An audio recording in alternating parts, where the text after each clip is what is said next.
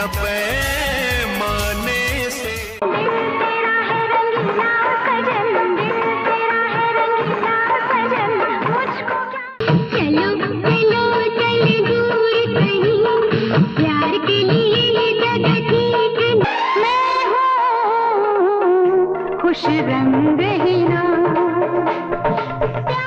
दोस्तों, अपने forgotten actresses की सीरीज के इस थर्ड पार्ट में हम बात करेंगे 90s की 10 ऐसी और अभिनेत्रियों के बारे में जो तब लाखों दिलों की धड़कन हुआ करती थीं, लेकिन आज लाइमलाइट से गायब हैं और इवन इनमें से कईयों के नाम तक लोग भूल चुके हैं। गजर ने किया है इशारा, घड़ी भरता है खेल। लेकिन इन सॉन्ग्स को देखकर इनमें से कुछ के चेहरे आपको जरूर याद आ रहे होंगे। तो आज ये एक्ट्रेसेस कहाँ हैं, क्या करती हैं और क्यों इन्हें गुमनामी में खो जाना पड़ा। आँखों में क्या है, तेरा नशा है, होठों पे तेरी कहानी है। आज के इस वीडियो में इन एक्ट्रेसेस की कहानी जानने की कोशिश करेंगे, जिनमें सबसे पहला नाम है एक्ट्रेस सोनम का। 90 के दशक की वो अभिनेत्री जिसने ओए ओए गाने से पूरे देश को दीवाना बना दिया था। तिरछी टोपी वाले, सब भोले भाले। लेकिन सिर्फ 19 साल की उम्र में ऐसा फैसला लिया कि उसका चमकता करियर लगभग खत्म हो गया। तो कौन थी सोनम और आज वो कहाँ हैं? खूबसूरती तो देखने वाले की आंखों में होती है। पता नहीं जो आपने तारीफ की है वो सच है या झूठ। 90 के दशक में इस मासूम एंड हॉट दिखने वाली एक्ट्रेस ने अपनी खूबसूरती, ग्लैमर और बोल्ड अंदाज से लाखों दिलों की धड़कन बढ़ा दी थी। सांसों से मेरी निकल के आ, बाहों में मेरी। सोनम का असली नाम बख्तावर खान था। इनका जन्म 2 सितंबर 1972 को एक फिल्मी परिवार में हुआ था। इनके नाना मशहूर अभिनेता मुराद थे और अभिनेता रजा मुराद इनके रिश्तेदार लगते थे। बचपन से ही घर में फिल्मों का माहौल था, इसलिए अभिनय की दुनिया इनके लिए नई नहीं थी। फिल्म मेकर यश चोपड़ा ने इन्हें फिल्मों में लॉन्च किया और बख्तावर खान से इनका नाम बदलकर सोनम रख दिया। इनकी शुरुआती फिल्मों में विजय और आखिरी अदालत जैसी फिल्में थीं, लेकिन असली पहचान मिली 1989 में आई फिल्म त्रिदेव से। तिरछी टोपी वाले, सब भोले भाले। फिल्म में उन पर फिल्माया गया गाना ओए ओए तिरछी टोपी वाले ऐसा सुपरहिट हुआ कि सोनम रातों रात स्टार बन गईं। उस दौर में इन्हें बॉलीवुड की सबसे ग्लैमरस और बोल्ड अभिनेत्रियों में गिना जाने लगा। लेकिन आपके दोस्त ने चोर को यूं पकड़ा और यूं चूड़ियां वापस ला दी।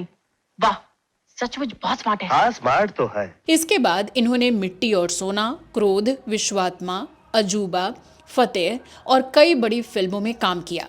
लेकिन प्रॉब्लम ये थी कि सोनम की खूबसूरती और ग्लैमर पर इतना जोर दिया गया कि लोग इनकी एक्टिंग के बजाय इनकी ग्लैमरस इमेज को ज्यादा याद रखने लगे। लेकिन यही इनकी सबसे बड़ी कमजोरी भी बनने लगी और मेकर्स इन्हें सीरियस रोल या बड़ा रोल ऑफर ही नहीं करते, ये बस मल्टी स्टारर फिल्मों का हिस्सा बनने लगी। तभी अचानक करियर के चरम पर जब इनकी उम्र सिर्फ 19 साल थी, तब इन्होंने डायरेक्टर राजीव राय से शादी रचा ली। राजीव राय वही निर्देशक थे जिन्होंने त्रिदेव और विश्वात्मा जैसी फिल्मों में इन्हें डायरेक्ट किया था। शादी के बाद सोनम ने लगभग फिल्मों को अलविदा ही कह दिया। इसके बाद सोनम की जिंदगी पूरी तरह से बदल गई।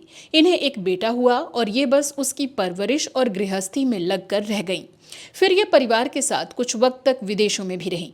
फिर खबर सामने आई कि राजीव राय और सोनम के रिश्तों में दूरी बढ़ गई है और दोनों लंबे सेपरेशन के बाद ऑफिशियली अलग भी हो गए। और इस तरह सोनम के पास तब ना करियर बचा और ना ही फैमिली लाइफ। जिसके लिए करियर की कुर्बानी दी, वो गृहस्थी भी लंबी नहीं चल सकी। आज भी कई लोग मानते हैं कि अगर सोनम ने इतनी कम उम्र में शादी न की होती और फिल्मों से दूरी न बनाई होती तो शायद ये 90 के दशक की सबसे बड़ी अभिनेत्रियों में पहचान बना सकती थी। करीब 3 दशक तक लाइमलाइट से दूर रहने के बाद सोनम ने फिर से पब्लिक गैदरिंग में जाना शुरू किया और फिर कुछ इंटरव्यूज में कहा भी कि ये एक्टिंग की दुनिया में फिर से वापसी करना चाहती हैं। आज भी जब 90 के दशक के सबसे यादगार गानों की बात होती है तो ओए ओए और उसके साथ सोनम का नाम जरूर लिया जाता है। मैं हूँ खुश रंग हीना।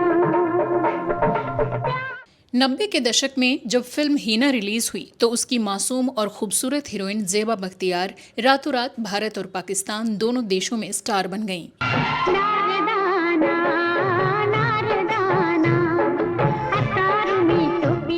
5 नवंबर 1962 को पाकिस्तान के बलूचिस्तान इलाके के क्वेटा में जन्मी ज़ेबा एक पॉलिटिकल एंड एडुकेटेड फैमिली से थीं। इनके पापा याहिया बख्तियार पाकिस्तान के पूर्व अटॉर्नी जनरल थे और पाकिस्तान का कॉन्स्टिट्यूशन लिखने में भी इनके पिता ने अहम रोल अदा किया था। ज़ेबा ने पहले पाकिस्तानी टीवी सीरियल अनारकली से पहचान बनाई। उनकी खूबसूरती और मासूमियत से इम्प्रेस होकर राज कपूर ने उन्हें अपनी फिल्म हिना के लिए सेलेक्ट कर लिया और वो भारत शूटिंग के लिए आ गईं। 1991 में रिलीज हुई ये फिल्म सुपरहिट साबित हुई और ज़ेबा की पॉपुलैरिटी अचानक 7वें आसमान पर पहुंच गई। लेकिन हिना के बाद उनका बॉलीवुड करियर ज्यादा आगे नहीं बढ़ सका। स्टंटमैन, जय विक्रांता और मुकदमा जैसी फिल्में आईं, लेकिन वो हिना वाली सफलता नहीं दोहरा पाईं।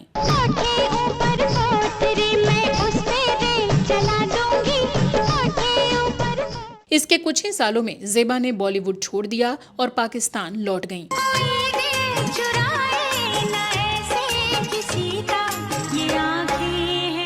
हाँ, वो आगे पाकिस्तान की कुछ फिल्मों और फेमस टीवी सीरीज में जरूर काम करती नजर आईं, लेकिन फिल्मों में कोई बड़ा प्रोजेक्ट नहीं मिला। दोस्तों, ज़ेबा की पर्सनल लाइफ की बात करें तो वो उनके करियर से ज्यादा चर्चा में रही। उनकी कई शादियां हुई, जिनमें मशहूर गायक अदनान सामी और अभिनेता जावेद जाफरी का नाम भी शामिल रहा। लेकिन भारत आने और एक्ट्रेस बनने से पहले ही 1982 में 19 साल की उम्र में सलमान वलियानी नाम के एक शख्स से ज़ेबा का पहला निकाह और डिवोर्स दोनों हो चुका था और इनकी एक बेटी भी थी। कुछ दावों के मुताबिक ज़ेबा ने दूसरा निकाह भी किया था क्वेटा के रहने वाले एक बिजनेसमैन से, लेकिन ये शादी भी लंबी नहीं चल सकी थी। दावे किए जाते हैं कि सलमान खान भी ज़ेबा की खूबसूरती के दीवाने थे और बहाने से उनके होटल में रूम बुक करके रुका करते थे, लेकिन ज़ेबा ने उन्हें कभी भाव नहीं दिया। इसके अलावा ज़ेबा ने 2008 में कराची के रहने वाले सोहेल खान लेगारी से 5वीं बार निकाह किया, लेकिन उनसे भी ज़ेबा का तलाक हो गया। ढेर सारे निकाह, रिश्तों में उतार चढ़ाव और फैमिली डिस्प्यूट ने ज़ेबा की जिंदगी को काफी अफेक्ट किया और वो कभी स्टेबल नहीं हो पाई। बेदर्दी तेरे प्यार ने दीवाना कर दिया मुझे दीवाना। आज ज़ेबा बख्तियार पाकिस्तान के कराची में रहती हैं और social work, diabetes awareness campaign और वुमेन्स फुटबॉल को प्रमोट करने के काम से भी जुड़ी हुई हैं। एक वक्त था जब ज़ेबा बख्तियार को बॉलीवुड का अगला बड़ा सितारा माना जा रहा था, लेकिन किस्मत ने उनके लिए कुछ और ही कहानी लिख रखी थी, जिसमें ज़ेबा की भी कई बड़ी गलतियों और लापरवाहियों को भी जिम्मेदार माना जाता है। इस लिस्ट में हमारी अगली एक्ट्रेस हैं संगीता बिजलानी।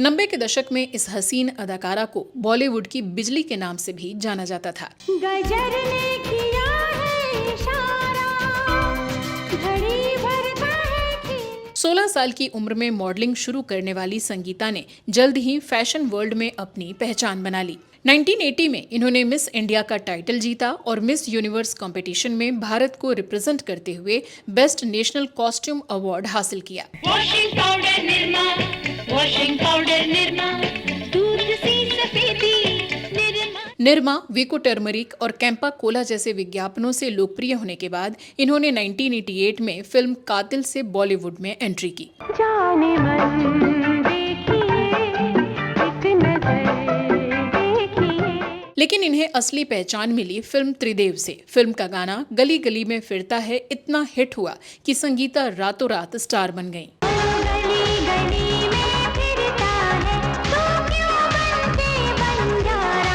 इसके बाद संगीता ने हथियार, गुनाहों का देवता, हातिम ताई, योद्धा, खून का कर्ज, युगांधर और गेम जैसी कई फिल्मों में काम किया, लेकिन किसी में कुछ अलग हटकर पहचान नहीं बना पाई।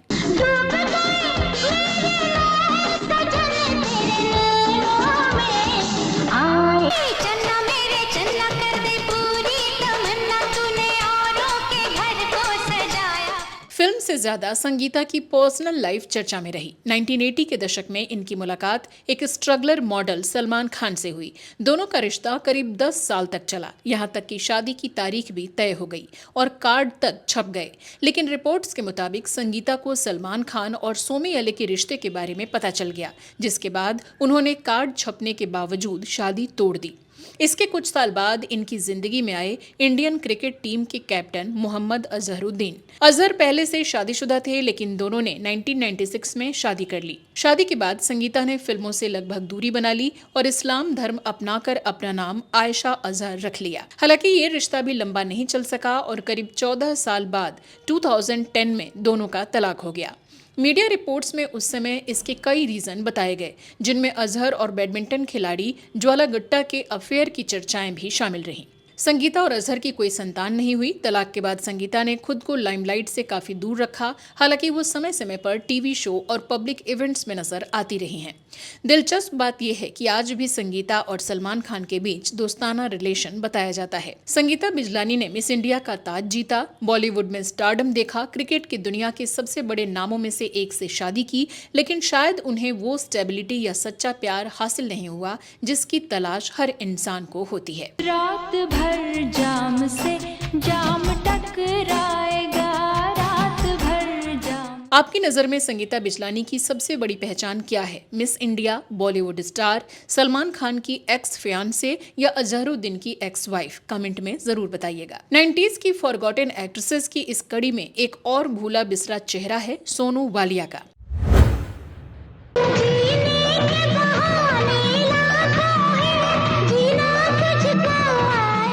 90 के दशक की glamorous actress, miss India winner और अपनी बोल्ड इमेज के लिए पॉपुलर सोनू वालिया। आँखों में क्या है, तेरा नशा है, होठों पे तेरी कहानी है। सोनू वालिया का जन्म 19 फरवरी 1964 को दिल्ली के एक पंजाबी सिख परिवार में हुआ था। इन्होंने जर्नलिज्म और साइकोलॉजी में ग्रेजुएशन किया। 5 फीट 7 इंच हाइट, खूबसूरत और कॉन्फिडेंट सोनू वालिया ने 1985 में मिस इंडिया का खिताब जीता और उसके बाद फिल्मों में काम मिल गया। 1986 में आई फिल्म शर्त में इन्होंने पहली बार काम किया, लेकिन पहली बड़ी फिल्म आकर्षण थी, जिसमें दिए गए बोल्ड सीन्स उस दौर में काफी चर्चा में आ गए।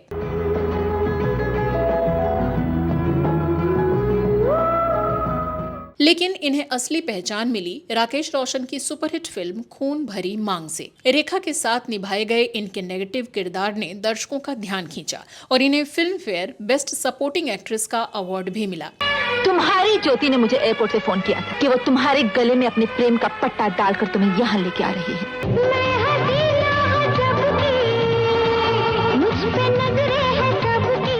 इसके बाद इन्होंने अपना देश पराए लोग, तूफान, महासंग्राम, हातिम ताई, प्रतिकार और दिल आशना है जैसी कई फिल्मों में काम किया, लेकिन वो सक्सेस हासिल नहीं कर पाई जिसकी इन्हें उम्मीद थी।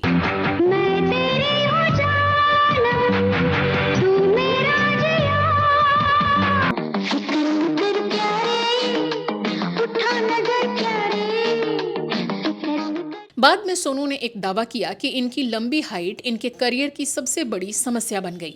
इनका कहना था कि उस दौर में कई बड़े हीरो इनसे कद में छोटे थे, इसलिए इन्हें अच्छे रोल और बड़ी फिल्में नहीं मिल सकीं। इन्होंने यहाँ तक आरोप लगाया कि इंडस्ट्री के बड़े स्टार्स, खासकर तीनों खान्स की वजह से इनके करियर को काफी नुकसान हुआ। जब फिल्मी करियर उम्मीद के मुताबिक नहीं चला तो इन्हें बी ग्रेड फिल्मों में भी काम करना पड़ा। आखिरकार सोनू ने 1995 में अमेरिका के बिजनेसमैन प्रताप सिंह से शादी कर ली और बॉलीवुड छोड़कर विदेश चली गईं। लेकिन किस्मत ने यहाँ भी इनका साथ नहीं दिया और 2009 में किडनी फेल होने की वजह से इनके हस्बैंड की डेथ हो गई, जिससे इनकी जिंदगी एक बार फिर से पूरी तरह बदल गई। इसके बाद सोनू वापस मुंबई लौट आई और फिल्म मेकिंग के फील्ड में हाथ आजमाया, लेकिन यहाँ भी खास सक्सेस नहीं मिल सकी। सोनू अब 62 साल की हो चुकी हैं, लाइमलाइट से दूर पीसफुल लाइफ जीने की कोशिश करती हैं। कभी मिस इंडिया का ताज पहनने वाली और बॉलीवुड की सबसे ग्लैमरस अभिनेत्रियों में गिनी जाने वाली सोनू की कहानी ये दिखाती है कि सक्सेस, खूबसूरती और शोहरत हमेशा नहीं टिकती, लेकिन स्ट्रगल इंसान को मजबूत जरूर बनाता है। हमारे इस लिस्ट में अगली 90s स्टार हैं एक और पाकिस्तानी एक्ट्रेस सोमी अली।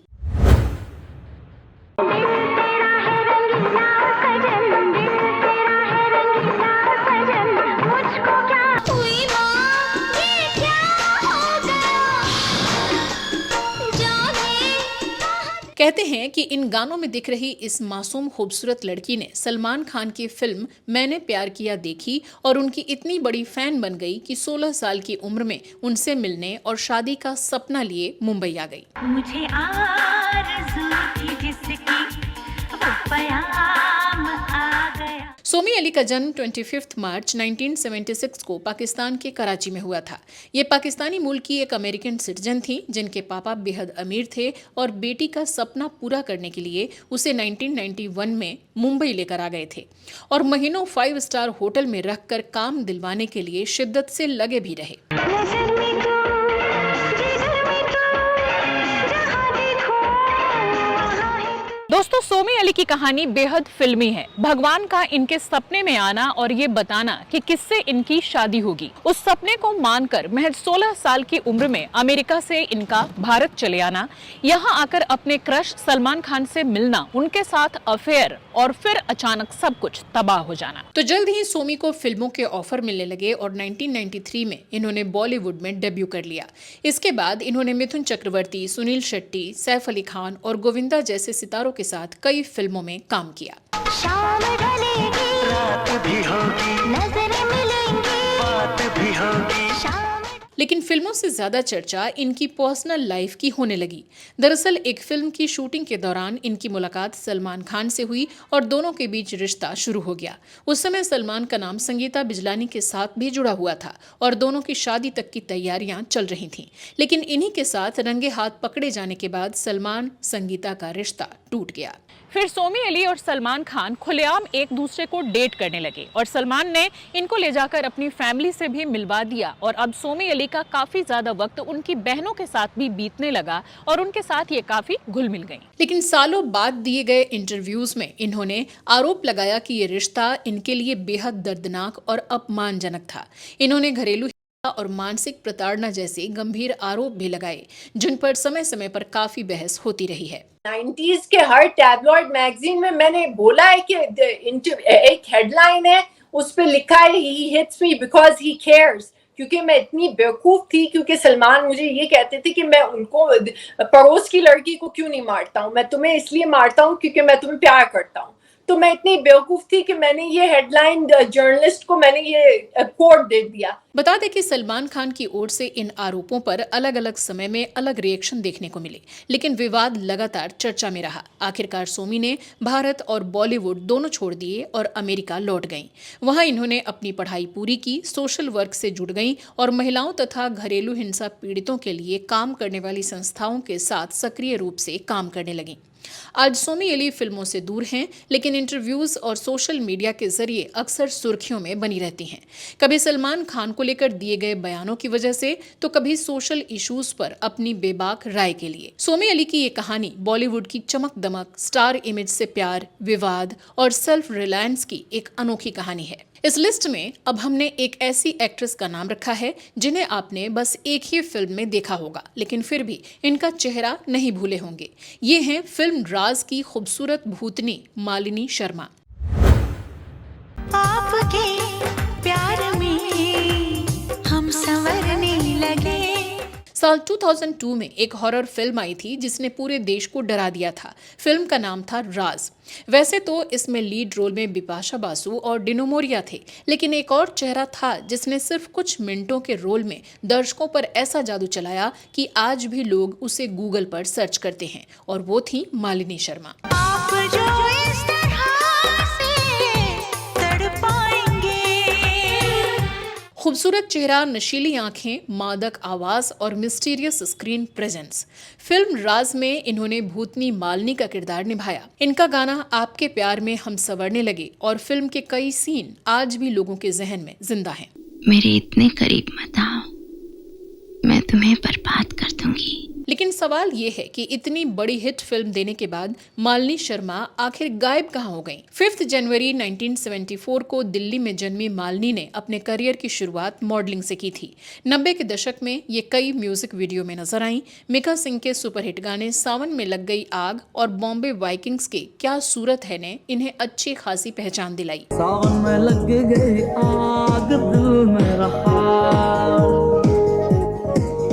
सूरत है क्या सूरत है, क्या सूरत है ये इसके बाद इन्होंने कुछ टीवी शोज भी किए और इसी दौरान इनकी शादी अभिनेता प्रियांशु चटर्जी से हो गई। लेकिन ये रिश्ता ज्यादा समय तक नहीं चल पाया और दोनों सेपरेट हो गए। फिर आया साल 2002 और फिल्म राज। महेश भट्ट ने मालिनी को इस फिल्म में कास्ट किया और फिल्म रिलीज होते ही बॉक्स ऑफिस पर धमाका कर गई। फिल्म उस साल की सबसे बड़ी हिट फिल्मों में शामिल रही। मालिनी के किरदार को इतना पसंद किया गया कि इन्हें बेस्ट फीमेल डेब्यू का अवार्ड भी मिला। एक बात कान खोल कर सुन लो आदित्य धनराज, मैं उस कुतिया से तो तुम्हें हमेशा हमेशा के लिए छीन के रहूंगी। I'll get that bitch out of your life. सबको लगा कि अब मालिनी का बॉलीवुड करियर उड़ान भरेगा, लेकिन हुआ बिल्कुल उल्टा। भट्ट कैंप ने इन्हें अपनी अगली फिल्म गुनाह में भी साइन कर लिया था। शूटिंग शुरू होने वाली थी, लेकिन उससे पहले ही मालिनी ने फिल्म छोड़ दी। इन्होंने साफ कहा कि अब ये कैमरे के सामने काम नहीं करना चाहती। इसके बाद मालिनी ने लगभग पूरी तरह बॉलीवुड छोड़ दिया।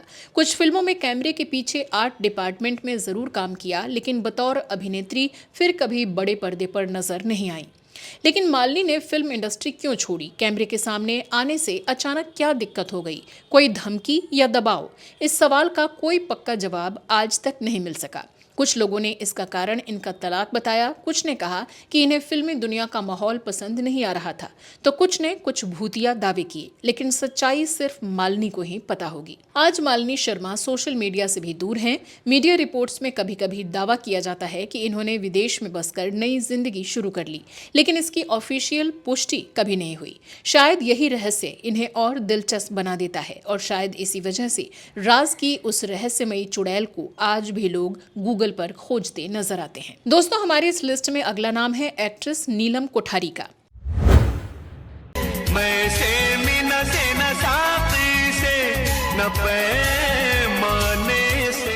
80 और 90 के दशक की वो एक्ट्रेस जिसकी क्यूटनेस, स्माइल और डांसिंग स्टाइल पर लाखों लोग फिदा थे।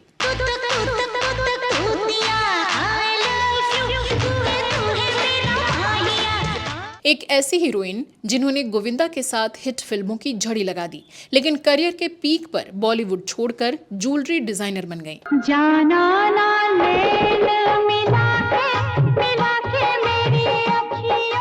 9 नवंबर 1967 को हांगकांग में जन्मी नीलम एक बिजनेस फैमिली से आती थी। इन्होंने कभी सोचा नहीं था कि फिल्मों में आएंगी, लेकिन किस्मत इन्हें मुंबई ले आई, जहां डायरेक्टर रमेश बहल की नजर इन पर पड़ी और उन्होंने नीलम को अपनी फिल्म जवानी ऑफर कर दी।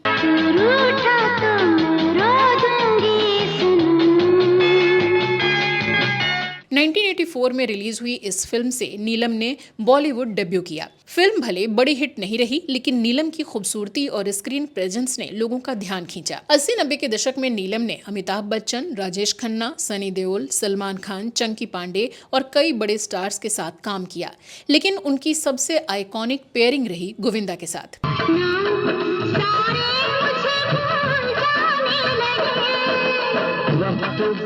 गोविंदा और नीलम ने करीब 14 फिल्मों में साथ काम किया और उनकी केमिस्ट्री दर्शकों को काफी पसंद आई।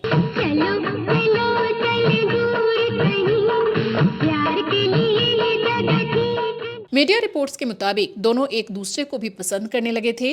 कहा जाता है कि गोविंदा नीलम से शादी तक करना चाहते थे, लेकिन उनकी जिंदगी में पहले से सुनीता थीं। आखिरकार ये रिश्ता शादी तक नहीं पहुंच सका और दोनों अलग हो गए।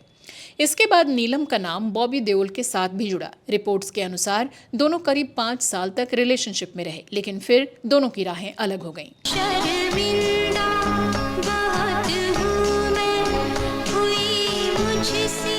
सलमान खान के साथ भी इनके अफेयर्स की खबरें कभी कभी हेडलाइंस में बनी रहीं। बाद में फिल्म हम साथ साथ हैं में नीलम ने सलमान की बहन का किरदार निभाया। इस फिल्म की शूटिंग के दौरान हुए ब्लैक बग केस में उनका नाम भी आया और उन्हें कोर्ट के चक्कर भी काटने पड़े। कितना प्यार तुम्हें करते हैं आज हमें। करियर की बात करें तो नीलम ने खुद गर्ज, घराना, अग्निपथ, घर का चिराग और हम साथ साथ है जैसी कई यादगार फिल्मों में काम किया, लेकिन साल 2001 के आसपास इन्होंने फिल्मों से दूरी बना ली। घर गृहस्थी के जो अच्छे काम तुमने अपने पिता के घर पर नहीं किए, उन्हें पति के घर पर करो। जिन मर्यादाओं को तुमने मायके में नहीं सीखा उन अपने ससुराल में सीखो। इसके बाद इन्होंने अपनी फैमिली ज्वेलरी बिजनेस पर ध्यान दिया और मुंबई में अपना ज्वेलरी ब्रांड शुरू किया। आज नीलम एक सक्सेसफुल ज्वेलरी डिजाइनर और एंटरप्रेन्योर के रूप में जानी जाती हैं। पर्सनल लाइफ में पहली शादी बिजनेसमैन ऋषि सेठिया से हुई, जो ज्यादा नहीं चली, लेकिन बाद में एक्टर समीर सोनी इनकी जिंदगी में आए। दोनों ने 2011 में शादी की और बाद में एक बेटी अहाना को अडॉप्ट किया। 2020 में नीलम ने नेटफ्लिक्स की series fabulous lives of Bollywood wives से वापसी की और नई जनरेशन को भी अपनी पहचान से रूबरू कराया। एक समय बॉलीवुड की सबसे पॉपुलर हीरोइंस में शामिल नीलम कोठारी ने साबित किया कि जिंदगी सिर्फ फिल्मों तक सीमित नहीं होती। इन्होंने सिल्वर स्क्रीन पर भी नाम कमाया और बिजनेस वर्ल्ड में भी अपनी पहचान बनाई। यही वजह है कि आज भी नीलम को 80-90 की सबसे ग्रेसफुल और सक्सेसफुल एक्ट्रेसेस में गिना जाता है। 90s फॉरगॉटन एक्ट्रेसेस की हमारी लिस्ट में अगली किरदार हैं पूजा बेदी। ये धड़कन कैसी है, ये अग्नि जैसी है, ये तन को जलाती है। 90s की सबसे बोल्ड, ग्लैमरस और कंट्रोवर्शियल एक्ट्रेसेस में से एक, जिसने अपनी दूसरी ही फिल्म में आमिर खान को किस करके तहलका मचा दिया था।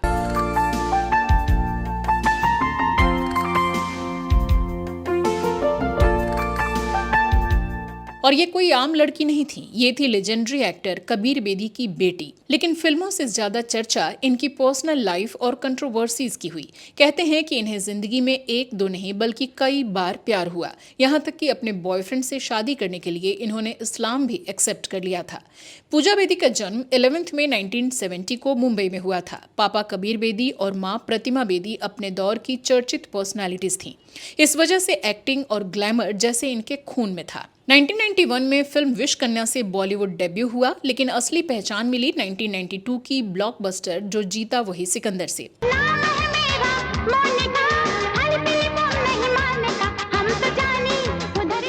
मार्लिन मुनरो इंस्पायर्ड इनका आइकॉनिक सीन और आमिर खान के साथ लिप लॉक उस दौर में काफी चर्चा में रहा। ओवरनाइट पूजा एक बोल्ड एक्ट्रेस के रूप में एस्टैब्लिश हो गई, लेकिन करियर जितनी तेजी से ऊपर गया उतनी ही तेजी से पर्सनल लाइफ हेडलाइंस बनने लगी। 1994 में इन्होंने बॉयफ्रेंड फरहान फर्नीचर वाला से शादी की, इस्लाम एक्सेप्ट किया और फिल्मों से दूरी बना ली।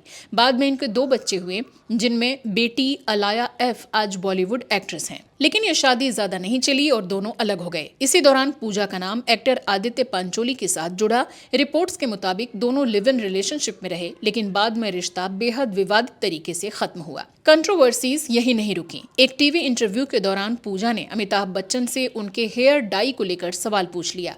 बाद में पूजा ने दावा किया कि वो इंटरव्यू टेलीकास्ट ही नहीं होने दिया गया।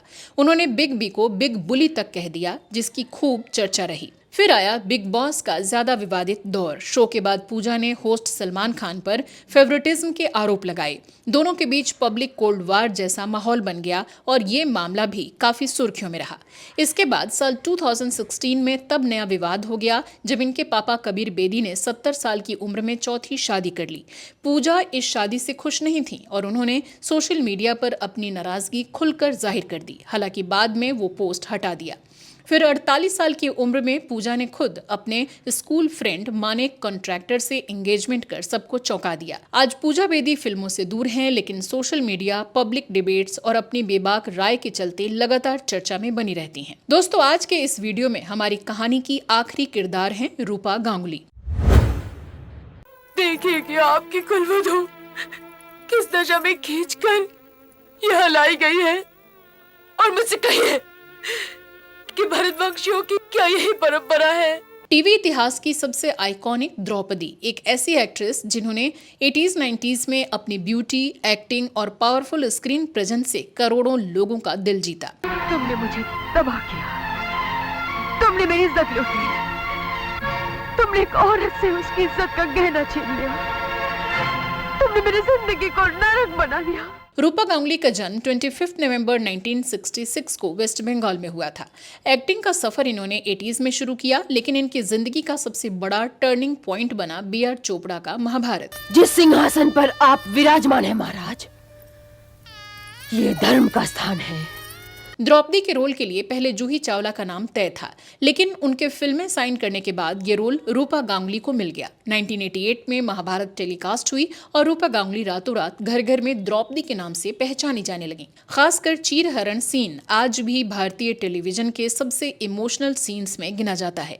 कहा जाता है कि इस सीन को शूट करते वक्त रूपा इतनी इमोशनली इन्वॉल्व हो गई थी कि कैमरे के सामने फूट फूट कर रोने लगी थी। आपके मुंह से ये सुनकर मैं चुप हो जाऊंगी मैं। महाभारत के बाद रूपा ने कई हिंदी, बंगाली, तमिल और तेलुगु फिल्मों में भी काम किया।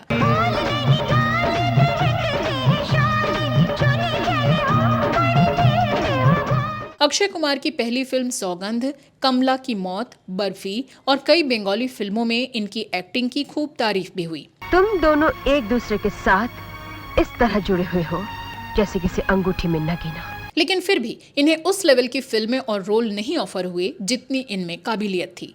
रूपा की पर्सनल लाइफ की बात करें तो 1992 में इन्होंने इंजीनियर ध्रुव मुखर्जी से शादी की। रिपोर्ट्स के मुताबिक इनके पति को रूपा की पॉपुलैरिटी और स्टारडम से परेशानी होने लगी। रिश्ते में तनाव इतना बढ़ गया कि रूपा डिप्रेशन में चली गईं। इन्होंने बाद में स्वीकार किया कि उस दौर में इन्होंने 3 बार खुद के साथ बुरा करने तक की कोशिश भी की थी, लेकिन बच गईं। आखिरकार 2009 में दोनों का डिवोर्स हो गया। पति से अलग होने के बाद रूपा ने एक्टिंग में वापसी की और फिर राजनीति का रास्ता चुना। 2015 में इन्होंने बीजेपी ज्वाइन की और बाद में राज्यसभा मेंबर भी बनी। लेकिन पॉलिटिक्स में भी कंट्रोवर्सीज ने इनका पीछा नहीं छोड़ा। 2016 में वेस्ट बंगाल में एक पॉलिटिकल झड़प के दौरान भीड़ ने इनकी कार रोक ली। रूपा के मुताबिक इनके साथ बदसलूकी और मारपीट हुई, जिसके बाद इन्हें हॉस्पिटल में भर्ती कराना पड़ा और ब्रेन हैमरेज जैसी गंभीर समस्याओं का सामना करना पड़ा। रूपा गांगुली सिर्फ एक्ट्रेस ही नहीं बल्कि ट्रेंड रबींद्र संगीत सिंगर और national award winning playback singer भी हैं। अब ये 59 साल की हो चुकी हैं और पॉलिटिक्स और सोशल मीडिया के जरिए लोगों से जुड़ी हुई हैं। कह सकते हैं कि रूपा गांगुली की जिंदगी सक्सेस, स्ट्रगल और हिम्मत की एक ऐसी कहानी है जिसने इन्हें सिर्फ एक एक्ट्रेस नहीं बल्कि एक फाइटर बना दिया। तो दोस्तों, ये थी 90s की कुछ और फॉरगॉटन एक्ट्रेसेस। अगर हमारे इस तीसरे पार्ट में भी कुछ हसीनाएं और कलाकार छूट गई हों तो आप कमेंट सेक्शन में जरूर बताइएगा। आगे भी अगले पार्ट में हम उनको कवर करने की कोशिश करेंगे। तो मिलते हैं अगले एपिसोड में कुछ और नए किस्से कहानियों के साथ। तब तक मुझे दीजिए इजाजत। नमस्कार।